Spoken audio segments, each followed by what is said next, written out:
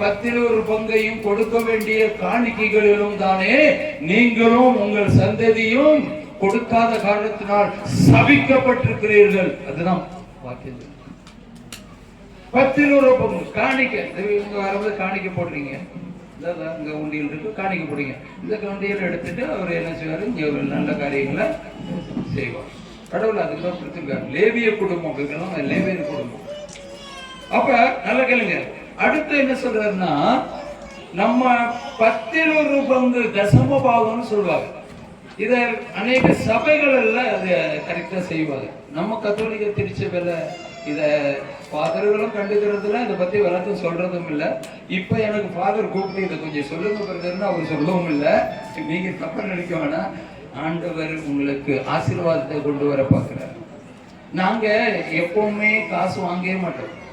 35 வருஷத்துல 20 வருஷம் மேல யாரு கொடுத்தாலும் வேணாம் அப்படின்னு. இப்படிலாம் போக வர செலவுலாம் நிறைய இருக்கு இல்லையா? இப்ப நாங்க வந்தோம்னா ஒரு 10-15 டீசலுக்கே போயிடும், அவ்வளவு தூரம் இல்லையா? அப்ப இவ்வளவு தூரம் நாங்க வர்றோம்னா எங்களுக்கு எங்கிருந்து யார் கொடுப்பா? யாராவது கொடுத்தா தானே. ஒவ்வொரு முறையும் நாங்க போட்டுட்டு போக முடியுமா? இல்லையா? கொடுக்கணும் இல்லையா? அதான் ஆண்டவர் கொடுக்க வச்சிருக்கிறார். அப்படி நாங்க பல வருஷமா கொடுத்தா வாங்குறதே இல்லை. ஏன்னா நாங்க பிசினஸ் செஞ்சுக்கிட்டு இருந்தோம்.